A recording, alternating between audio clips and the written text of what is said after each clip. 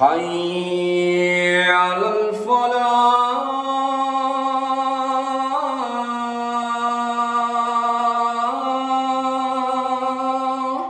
الله وبركاته. أعوذ بالله من الشيطان الرجيم. بسم الله الحمد لله والصلاة والسلام على رسول الله وعلى آله وصحبه أجمعين. Ang papuri kay Allah subhanahu wa ta'ala, ang siyang tunay at tanging nag-iisang Diyos, at naway ang kanyang pagpapala, kapayapaan, pagpugay ay mapasa ating mahal na Propeta Muhammad sallallahu alaihi wasallam. Ako'y sumasaksi na walang ibang Diyos na dapat sambahin maliban kay Allah, at sumasaksi na si Muhammad sallallahu alaihi wasallam ay kanyang propeta at huling sugo. Mga kapatid sa Islam, bilang unang paalala, si Allah subhanahu wa ta'ala ay nagwika, Shahru Ramadan alladhi unzila fihi al-Quran hudan linnasi wa bayyinatin minal huda wal furqan. Si Allah subhanahu wa ta'ala ay nagsabi, ang buwan ng Ramadan, dito ipinababa ang Quran bilang maging gabay, patnubay sa sangkatauhan. So sinasabi sa atin ni Allah subhanahu wa ta'ala, kung wala ang marangal na Quran, ano kaya ang buhay ng tao ngayon? Ano kaya magiging gabay niya? Paano niya malalaman ang tama sa mali kung wala ang Quran sa buhay ng tao? Kaya ang buhay ng isang Muslim, kung hindi binabalot ng gabay ng Quran, ano ang bumabalot sa kanyang buhay? At para natin matutunan ang mga aral sa marangal na Quran, walang ibang paraan kundi pag-aralan ang buhay ng nagpaliwanag sa Quran. Ano ito? Buhay ng Rasulullah sallallahu alaihi wasallam. Kung kakayanin nyo mag-aral ng Quran nang hindi pinag-aaralan ang buhay ng Rasulullah sallallahu alaihi wasallam, yun ay hindi mangyayari o imposible. Naunawaan nyo ako? Kaya may nagsasabi kasi, Quran lang ako at hindi ko na papanigan ng sunnah o ang hadis ng Rasulullah sallallahu alaihi wasallam, yan ay mali. Ngayon, sa pag-aaral ng buhay ng Rasulullah sallallahu alaihi wasallam, kailangan nating pag-aralan ang buhay ng mga sahaba o kanyang mga kasamahan, kalugdan nawa sila ni Allah subhanahu wa ta'ala. Mga kapatid sa Islam, ang ating kikilalanin sa gabing ito, ang ating bayani, ang sahaba, ay si Abu Ayyub al-Ansari. Abu Ayyub al-Ansari. Pero ang tunay niyang pangalan ay Khalid ibn Zaid al-Khazraji al-Ansari. So tingnan nyo, bakit sinabing Khalid, tunay na pangalan? So ano ibig sabihin ng Abu Ayyub, hindi tunay na pangalan? May tinatawag kasi sa Arab na kunya o yung alias, palayaw. Depende, nung isang araw pinag-usapan natin si Abu Huraira, hindi niya pangalan yon. Siya ay si Abdurrahman. Pero tinawag siya Abu Huraira dahil sa hilig niya sa pusa. Pero sa madalas na pagkakataon, ang nagiging palayaw ng tao ay ang kanyang pangalan ng kanyang anak.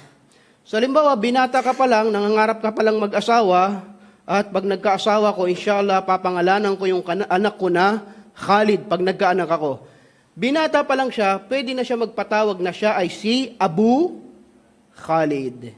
Ganyan ang nangyayari. So, sa madalas na pagkakataon, nung unang panahon, ay hindi pa man sila nakakapag-asawa dahil yun ang gusto nilang ipangalan sa kanilang mga anak, ay nagpapatawag na sila na Abu Khalid, Abu Muhammad, Abu Ahmad o anumang palayaw na kanilang naisin. So, binabanggit natin yung Bay'atul Aqaba. Natatandaan nyo ba yung Bay'atul Aqaba? Ang Bay'atul Aqaba ay ang panahon na kung saan ang Rasulullah sallallahu alaihi wasallam ay nagdadawa sa Mina, particularly Ayyamu Tashriq. Meron na ba dito mga nakapag-Hajj? Marami nanonood sa atin sa internet at sila ay mga nasa Saudi Arabia. May tinatawag kasing Ayyamu Tashriq. Pagkatapos mo isagawa yung ritual ng mga Hajj, merong 2 hanggang 3 araw na kung saan ang mga Arab ay nagbibilad ng kanilang mga kinatay na karne. Ginagawa nilang tapa, ibinibilad sa araw. Ito yung panahon na sila ay nagtitipon-tipon doon sa Mina, sa mga tent. At lahat na ng activity ginagawa ng Arab. Yung iba namimili, yung iba nakikipagkaibigan, yung iba naghahanap ng asawa, ito ang panahon ng Hajj, maski bago pa ituro ang Islam, ginagawa na ito ng Arab. Ngayon, ang Rasulullah sallallahu alaihi wasallam, itong ayyamut tashrik na ito, dito siya nagpupunta sa mga tent para magdawa. 2 beses nangyari ito sa 2 magkasunod na taon, kaya may tinatawag na Bay'atul Aqabatul Ula, yung una, at Bay'atul Aqabatu at-Thaniya. Yung una, dumating yung mga taga-Madina, nag-pledge sila sa Rasulullah, Ya Rasulullah, kami ay sayo, kami ay magiging tagasunod mo. Yung pangalawang dating, sila ay nasa 73 na lalaki at 2 babae. So 75 person yung yung mga tent ng mga Ansar na galing sa Madina at doon nagpunta ang Rasulullah sallallahu alaihi wasallam. Inuulat na kasabay nito ay nagmuslim itong si Abu Ayyub al-Ansari. Ito yung isang ulat. Yung iba naman sinasabi, doon pa lang sa Madina, sa panahon ni Mus'ab ibn Umair, ay nagmuslim na o nagsyahada na itong si Abu Ayyub al-Ansari. Nasusundan niyo ako, hindi? Kung hindi natin nasubaybayan yung mga una, hindi yung una. Yung last year na pag-aaral natin sa talambuhay ng Rasulullah sallallahu alaihi wasallam, medyo mahirap. Pero ang sinasabi kong paulit-ulit na Bay'atul Aqaba ay importante para maintindihan natin kung paano nabuo ang hijra. Sinasabi lang kasi natin lagi, nag-hijra ang Rasulullah. Paano siya nag-hijra? Bakit pagdating niya doon, marami ng Muslim agad? Hindi ganun kadali. Pinlano. Saan pinaplano? Dito sa Bay'atul Aqaba. Okay? Pumunta tayo sa hijra. Nang dumating ang Rasulullah sallallahu alaihi wasallam sa Madina, sino kasama niya? Sino? Abu Bakar as-Siddiq radhiyallahu anhu. Mas maganda to tinatanong-tanong ko kayo para, okay, para attentive. Ang kasama niya ay si Umar sa hijra. Tama? Hindi, si Abu Bakar. Kasama niya si Abu Bakar Siddiq radhiyallahu anhu. Dapat memorize natin sira ng Rasulullah sallallahu alaihi wasallam, yun ang pinaka-mainam. Okay. Kumanta yung mga bata, Tala'al badru alayna. Pero alam nyo, pagdating niya doon, may malaking problema. Ano yun? Halos mag-away-away ang Ansar. Bakit? Sa pagsalubong sa Rasulullah sallallahu alaihi wasallam, Ya Rasulullah, sa akin katitira, Ya Rasulullah, pinag-aagawan nila. Dahil ang tagal nilang hinintay ang Propeta Muhammad sallallahu alaihi wasallam at first time nung iba makita, yung iba sobrang galante. Kung sa atin pa, kung sa Mindanao pa, ilalagay na nila yung mga nakasabit na mga pula sa dingding, may mga bulaklak, ilalabas yung mga platong hindi natin maintindihan, yung hugis, kulay gold, kulay silver, ganon, hospitality. Sino itong dumating? Rasulullah sallallahu alaihi wasallam. Ngayon nga, pagka meron kang bisitang politiko, lahat ng mga uri ng kutsara, plato, nakikita mo bakit wala yan pag ordinaryong araw? Bakit? Kasi gusto nila maging marangal. Ngayon ang dumating sa Madina, Rasulullah sallallahu alaihi wasallam, halos mag-away sila. So malaking problema. Bagyong isa hindi pumayag, yung isa, alam niyo yung mga Arab, jahiliya kagagaling nila sa panahon ng kamangmangan. Alam niyo may mga namagitang away pa dito sa mga taga-Madina bago dumating ang Rasulullah sallallahu alaihi wasallam. So ngayon, sinong magtatangan sa kanya? At importante bang sa'yo tumira ang Propeta Muhammad sallallahu alaihi wasallam? Yes. Lalo yung mga nakakaintindi ng politika, pag sa'yo nakatira ang Rasulullah sallallahu alaihi wasallam, syempre, yung negosyo mo, naintindihan niyo kung ano ibig sabihin? Okay. So, ang solusyon ditong naganap, wahyu. Ito ay galing, inspired kay Allah subhanahu wa ta'ala. Sabi ng Rasulullah sallallahu alaihi wasallam, huwag niyong hilahin yung kamelyo kasi nandun yung gamit Pag nakuha mo yung kamelyo, sayo na siya. Sabi ng Rasulullah sallallahu alaihi wasallam, da'uha fa innaha ma'mura. Hayaan niyo yung kamelyo at ako'y napag-utusan na yan ay pabayaan kung saan siya uupo, doon ako titira. Subhanallah. Tapos, so sino magagalit sa kamelyo? Ikaw, bakit doon ka umupo? Ikaw, kamelyo ka, salbahe ka, dapat ang Rasulullah sa akin nakatira. Wala. Da'uha fa inna ma'mur. Solve ang problema. Naglakad itong kamelyo at lahat ng dadaanan, upo. Hindi umuupo. Lalagpasan siya, sayang. Hanggang sa lahat, hanggang umupo ito, burikat sa isang bakanting lote. Sa lote na yon, sa tapat nun, ang bahay ni Abu Ayyub al-Ansari.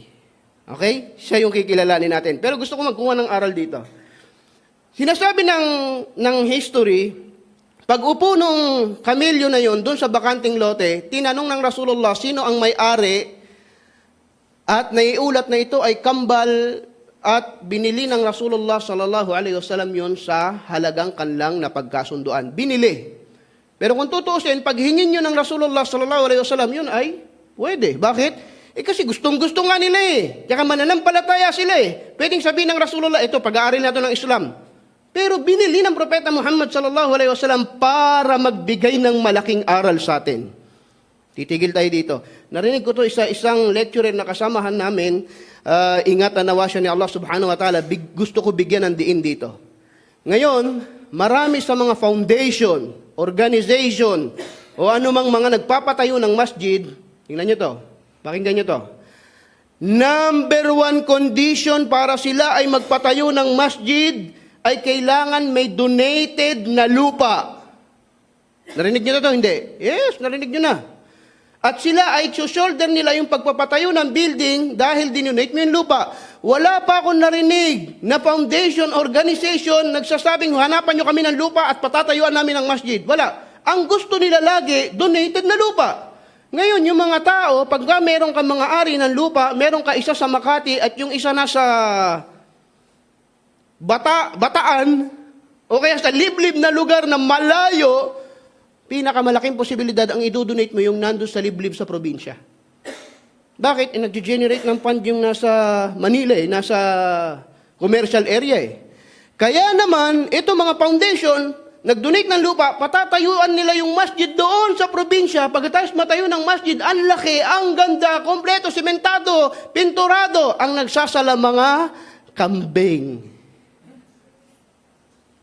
Nasaan kasi yung masjid? Nandun sa malayo, sa liblib. Bakit? Nandun yung lupa tapos tayo, nandito tayo sa mga, nasa sentro, nandito tayo sa mga Metro Manila, nagsisiksikan tayo sa masjid na kakapiraso at hindi mapinturahan yung ating mga masjid. Totoo ba to? Hindi. Bakit? Kasi dahil sa maling kondisyon nila na kailangan yung lupa dinonate.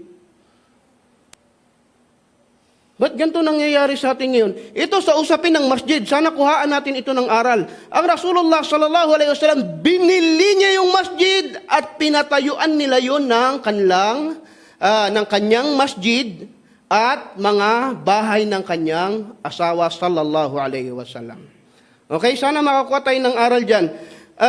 Tuwan-tuwa si Abu Ayyub dahil yung tapat nung lote, nung lupa, ay bahay niya. So, saan sitirang Rasulullah sallallahu alaihi wasallam? Sa kanya.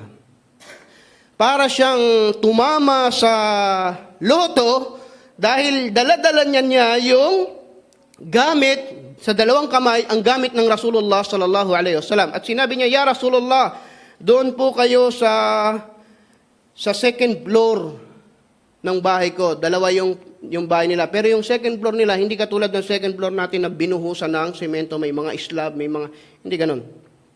Pinakamalaking posibilidad, mga tawag dito, yung puno ng dates na pinagdikit-dikit para maging flooring na kukuha nyo. Sabi ng Rasulullah sallallahu alaihi wasallam, hindi, kasi kailangan ko sa first floor dahil pupunta yung mga tao, masyadong kakausapin ako, marami kaming pag-uusapan, masyadong may istorbo kung doon pa sila sa taas pupunta. So sabi niya, "Ya Rasulullah, pero payagan mo na ako, dito ako sa first floor." Okay? So nung gabing yun, nag-uusap sila mag-asawa, tama ba itong ginagawa natin? Nasa baba natin ang Rasulullah sallallahu alaihi wasallam, subhanallah. Piling nila sila ay nagkakasala. Bakit? Tingnan mo, tinatapakan ko Rasulullah sallallahu alaihi wasallam sa sahig. Kaya ang ginagawa nila, ito yung flooring, yung gitna, hindi nila tinatapakan, sa gilid sila naglalakad, subhanallah. Bakit? Dahil piling nila sila ay nakakagawa ng kasalanan. So, nakiusap na naman sila sa Rasulullah sallallahu alaihi wasallam, "Ya Rasulullah, doon na po kayo sa taas tumira. Marami ang darating dito, kakausapin ako, so makakaistorbo." Hanggang isang araw ay mayroong natapon na inumin o sabaw na liquid mula sa second floor at natuluan ng Rasulullah sallallahu alaihi wasallam at doon na kinaumaga niya, "Rasulullah, hirap na hirap po kami dahil hindi namin matanggap na kayo ay nasa baba. Kami ay nakikiusap na kayo po ay pumanik na sa second floor at dito po kami sa first floor." Hanggang doon pumayag ang Rasulullah sallallahu alaihi wasallam. Paglipas ng ilang araw, ang construction noon ay araw lang. Ngayon, ang construction, 6 months, 2 years, depende kung gaano kabilis yung karpintero. Pero noon, dahil konti lang yon, simple lang yung bahay nila, parang mga tent lang, mga putik lang na natapos agad. Hanggang sa ang naging role ni Abu Ayyub al-Ansari ay kapitbahay siya ng Rasulullah sallallahu alaihi wasallam. Okay? So isang beses, kahit na hindi na doon nakatira ang Propeta Muhammad sallallahu alaihi wasallam, siya ay kapitbahay, naging ugali ng Propeta Muhammad sallallahu alaihi wasallam na, Ya Abu Ayyub, na anong pagkain natin dyan? Alam niyo na yung mga kapitbahay, nagtatanungan ng pagkain. Ewan ko kung uso pa ngayon yun, parang hindi na. May ulam ba kayo dyan? Oh. Dumating ang Rasulullah sallallahu alaihi wasallam, kasama niya si Abu Bakar as-Siddiq radhiyallahu anhu, at nag-ready sila ng pagkain, sila mag-asawa. Tuloy po ya Rasulullah, kain, ito yung pagkain natin. Nang nakita ng Rasulullah sallallahu alaihi wasallam yung pagkain, sabi niya, tama-tama, magtawag ka ng ibang tao, mga 30 katao. So nag-isip si Abu Ayyub, sabi niya 30, sabi niya, sapat lang to sa dalawa. Pero dahil instruction ng Rasulullah sallallahu alaihi wasallam, tawag siya ng 30 katao. At yung iba na tawag niya ay mga non-Muslim. Halika kayo, tawag kayo ng Rasulullah sallallahu alaihi wasallam. Pagdating doon, sila ay pinakain doon sa pagkain na inihanda para sa 2 tao at nagkasya. Subhanallah. Sabi ng Rasulullah sallallahu alaihi wasallam, meron pa, tawag ka pa ulit, 30. Meron pa, tawag ka pa ulit. Hanggang sabi niya, 100 mahigit ang nakakain, pero sapat lang yung pagkain at hindi nauubos. Kabilang ito sa mga mu'jizat ng Rasulullah sallallahu alaihi wasallam, sa mga milagrong ginawa ng Propeta Muhammad sallallahu alaihi wasallam. Pero sa atin sa Islam, hindi natin ito masyadong hina-highlights, katulad ng mga Christian pag nag-usap, yung alak, yung tubig, ginawang alak, yung tinapay. Pero ito ay maraming beses ginawa ng Rasulullah sallallahu alaihi wasallam. So isang araw, dumating ang Rasulullah sallallahu alaihi wasallam kasama si Abu Bakar at si Umar. Ulit, ano ulit kanilang pakay? Ya Abu Ayyub, anong makakain dyan? Si Abu Ayyub ay kaagaran, sabi niya, hindi yun oras ng kain, pero kaagaran siyang naghanda ng tamar, 3 klase. Maraming klase yung tamar, di ba? Yung tuyot na, yung mapakla pa, yung kahihinog lang. Alam to ng Arab at hindi natin yung alam, unfortunately. Pero kasi hindi man yung saging Kung saging yun, alam natin yung mga uli. Pero yung tamar na ito, pinili ni Abu Ayyub yung pinakamasasarap 3 klase. Pili ka. Mahirap pagsamahin yun. Kadalasan, pag isiniserve yun, yung isang klase. Kung tuyot, tuyot. Kung sariwa, sariwa. Pero inilatag niya lahat yan dyan. At sabi ng Rasulullah sallallahu alaihi wasallam, Abu Ayyub, kung naglatag ka ng dry dates lang, okay na sana. Ya Rasulullah, pinagluluto ko pa si Mrs. ng tupa. Subhanallah. Dahil hindi oras ng pagkain. At sa maigsing panahon, nakapaglagay siya ng 3 uri ng dates at nailuto yung tupa na napakasarap at sila ay nagsipagkain. Pero ito yung aral.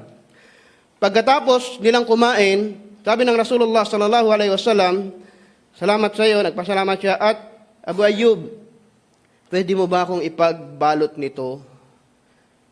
Kasi bakit? Medyo matagal nang hindi nakakain nito si Fatima. Subhanallah. Sino si Fatima? Anak ng Rasulullah sallallahu alaihi wasallam. So siguro dahil sa yabang natin, hindi natin ginagawa yun. Ng mga tao ngayon. Dahil bakit? Ang kasiyahan talaga, tingnan niyo yung aral isinishare sa mahal mo sa buhay. Kung ikaw ay nandun sa malayong lugar at binigay sa iyo lahat ng pagkain, ikaw lang mag-isa at naisip mo yung pamilya mo nasa Pilipinas, gutom, masaya ka ba? Hindi. Maiisip mo sila at sana ay nakakakain din sila nun. Pero ilan lang yung magsasabi na, pwede ba akong mag-take out nito kasi dadalhin ko to doon sa anak ko. Ilan lang yung nakakagawa nun. Bakit? Mas mananaig yun. Makasipin ito, mahirap ako, patay gutom ako. Pero tingnan nyo, kung gagawin nyo yun, walang masama dahil yun ay sunna ng Rasulullah sallallahu alaihi wasallam. At binasa niya yung aya, ثُمَّ لَتُسْأَلُنَّ يَوْمَئِذٍ عَنِ النَّعِيمِ. Subhanallah. At katiyakan, darating ang panahon na yan ay itatanong sa'yo sa inyo ni Allah subhanahu wa ta'ala ang lahat ng uri ng biyaya na ating nakamtan dito sa mundo. Lahat. Maliit, malaki. So, ang lahat ng mga ito, tatanungin ni Allah, paano natin ginastos, kinain, ipinamigay, nakuha, lahat. Kaya maghanda-handa tayo sa ating mga ari-arian dahil tiyak na itatanong to ni Allah subhanahu wa ta'ala lahat sa atin. Isang araw, sabi ng Rasulullah sallallahu alaihi wasallam, Abu Ayyub, bumalik ka bukas at may bibigay ako sa iyo. Pero parang hindi niya ito narinig. Nilapitan siya ni Umar, narinig mo ba, Abu Ayyub, bumalik ka daw bukas at may bibigay sa iyo ang Rasulullah sallallahu alaihi wasallam. At naunawaan ni Abu Ayyub, bumalik siya kinabukasan. Pagbalik niya kinabukasan, Abu Ayyub, ipinagkakaloob ko sa iyo ito, ibinibigay ko sa iyo ito, isang batang babae bilang iyong maging tagapagsilbi. Alipin, na alam na natin to, nauso to noong unang panahon. At natuwa rin siya. Ang sabi ng Rasulullah sallallahu alaihi wasallam, maging mabuti ka sa kanya. Pakitunguhan mo siya ng mabuti. Dahil napakabait nitong batang ito. Tinanggap siya ng Rasulullah sallallahu alaihi wasallam. Ito na, pagdating sa bahay, sino yan? Sabi ng asawa niya, sabi niya, bigay ng Rasulullah sallallahu alaihi wasallam at sabi niya, pakitunguhan ko siya ng mabuti. Sabi ng asawa, paano mo naman yan pakikitunguhan ng mabuti? Kung kayong tanungin nun, paano niyo pakikitunguhan ng mabuti? Paano mo naman yan pakikitunguhan ng mabuti? Ang sabi ni Abu Ayyub, palalayain ko siya. Yun ang pakikitungo ng mabuti. Subhanallah. At yun ang pinakatamang ginawa niya na inaasahan ng Rasulullah sallallahu alaihi wasallam nang binigay sa kanya at hindi na dismaya, na disappoint ng propeta sallallahu alaihi wasallam na itong taong to, pag binigay ko to sa kanya, palalayain niya. Iilan yung mga tao na pag sinubok mong minsan ang makakapasa kung yun nga ang gagawin o hindi. Nakukuha niyo kung anong ibig ko sabihin? Yan ay tinatawag na amana sa atin o pinagkatiwala. Lastly, tingnan nyo nung isang araw, pinag-aralan natin yung anak-anakan ng Rasulullah sallallahu alaihi wasallam, Zaid bin Haritha. Tapos, yung, sino pa? Ang pinag-aralan natin, yung tagapagsilbi ng Rasulullah sallallahu alaihi wasallam na si Anas bin Malik. Ngayon naman, ang tumatayong pinag-uusapan natin ay ang kapitbahay ng Rasulullah sallallahu alaihi wasallam. Hindi pa natin pinag-uusapan yung general niya, yung best friend niya, yung asawa niya. Ito yung mga taong malalapit sa kanya kung mapapansin nyo. Anak-anakan, tagapagsilbi, kapitbahay, pero tingnan nyo kung paanong maging saksi sa buhay ng Rasulullah sallallahu alaihi wasallam ang mga taong ito na nagpapatunay na ang propeta Muhammad sallallahu alaihi wasallam tunay na mensahero na pinadala ni Allah subhanahu wa ta'ala para sa atin at pagkuhaan natin ng aral. Kung tayo kaya, kung tayo kaya nabuhay nung panahon ng Rasulullah sallallahu alaihi wasallam, ano kaya yung role na gagampanan natin? Malaking tanong yon. At magiging kasama kaya tayo doon sa mga main character sa buhay ng propeta Muhammad sallallahu alaihi wasallam, o nandun lang tayo sa tipong may nasusunog na sa tabi mo ay hindi mo papapatayin yung sunog dahil wala kang pakialam sa nangyayari. Allahumusta'an, maraming ganyang Muslim at naway maintindihan natin ang mensahe sa gabing ito. Barakallahu fikum, jazakumullahu khairan wa sallallahu